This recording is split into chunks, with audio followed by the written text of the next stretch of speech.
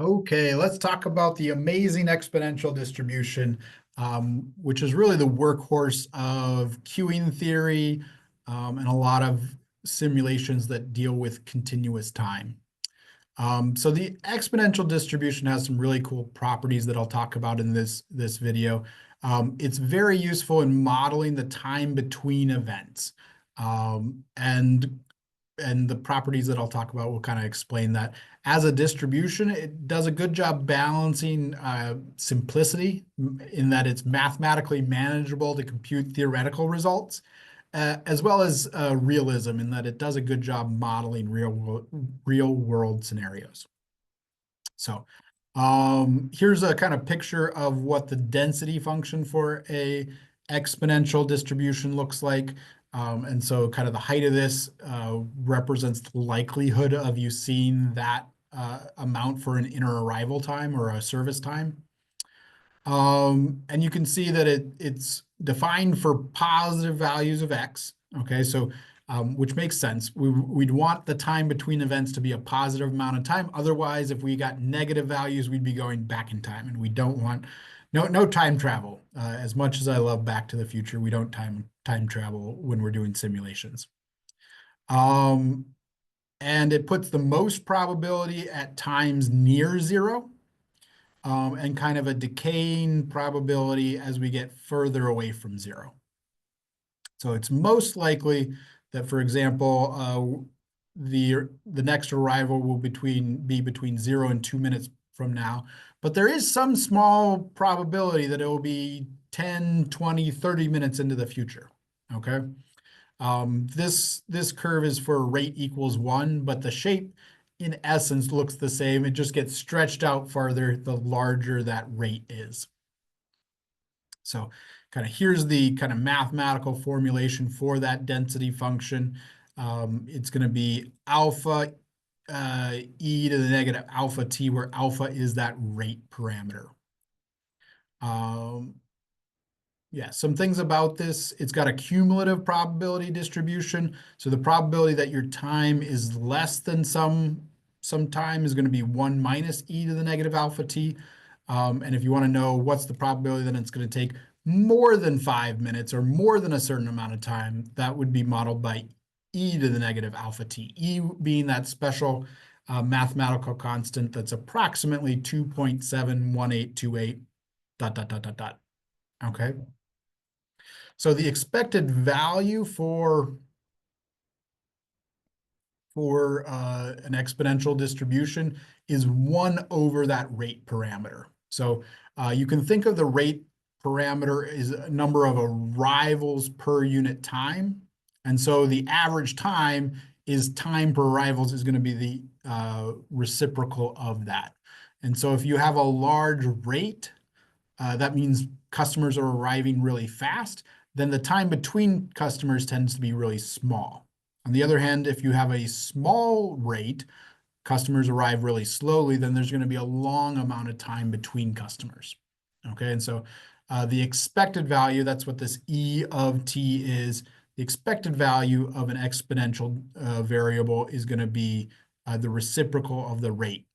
The standard deviation is also the reciprocal of the rate. And so as opposed to something like the normal distribution where you have sort of two different parameters to control the average and the amount of spread, the exponential distribution only has one parameter. And so its standard deviation and mean are tied together, and they'll always be the same.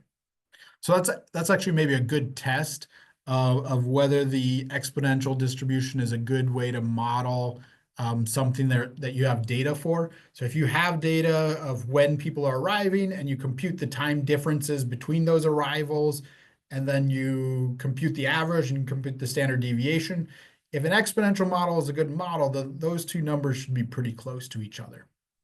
Okay.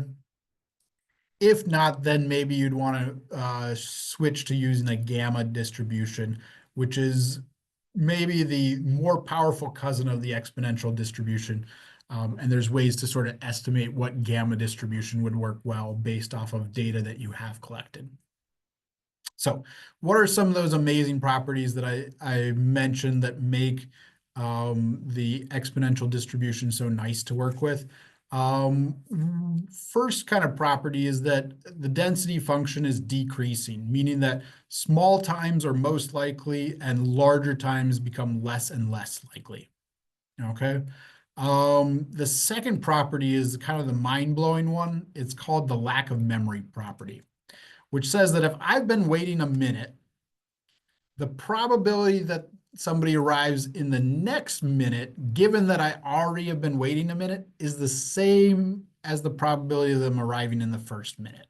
And so the amount of time you've been waiting without a customer doesn't change the kind of probability distribution of when that customer will arrive into the future. It's maybe really hard to kind of wrap your head around, but kind of the math works out, and you can kind of, if you go to the definition of like a conditional probability for a continuous distribution and kind of push the calculations through it, it works out. So it is a kind of interesting property, this timeless or lack of memory, is that if I've been waiting in waiting for the next customer to arrive,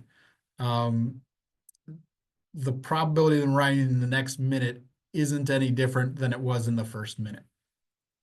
There's no sort of like, I've been waiting 10 minutes, somebody's got to arrive in the next minute. It doesn't work that way. Third property is that if you've got the minimum of several exponential distributions, then that itself is an exponential distribution with where you add up the individual rates.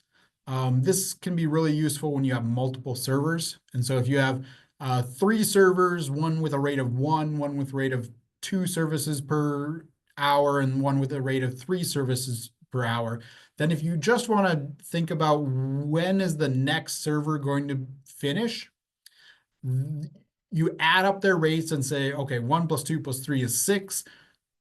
The next service time is exponentially distributed with rate 6.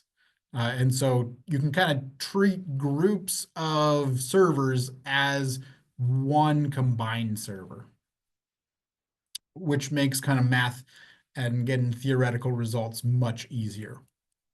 Okay. Property 4 and 5 are the relations between the exponential distribution and some other distributions, mainly the Poisson and the gamma or Erlang distribution. So Poisson distribution is very related to exponential distribution. If the time between events is exponentially distributed, then the number of events in a fixed amount of time is a Poisson distribution and has a mean alpha times t. So I'll kind of say that in another way. And actually, oftentimes they'll describe these processes as Poisson processes. Okay. You can use the Poisson distribution to estimate the number of customers that are going to arrive in a day. So if you've got arrivals arriving at rate alpha, then you take that alpha rate times the amount of time, and that will give you the estimated arrivals in that amount of time. Okay, and so that's what I used in the last video to estimate what was a safe number for max number of people served in the system. Well, if I take the total amount of time that the simulation is running, multiply it by the arrival rate, that will give me the typical or average number of customers arriving. Okay, so the number of customers arriving would be a Poisson distribution. The time between customers is an exponential distribution. Okay. Property number 5 is the relationship with the gamma or Erlang distribution.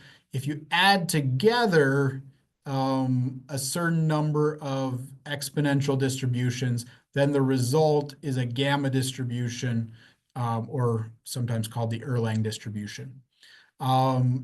This comes into play whenever processing is done in batches. So if, for example, it's some sort of assembly line and kind of the previous step gets done and that sort of arrival is exponentially distributed, but you wait until you get a batch of 10 before you process them, then sort of the arrival rate of the batch is then a gamma distribution. Okay. I'll also say gamma or Erlang distributions are often used for arrival times when it doesn't quite meet the shape or distribution of an exponential distribution. So the gamma distribution, I'll say, has two parameters, and so you can control both the average and the spread or the standard deviation independently.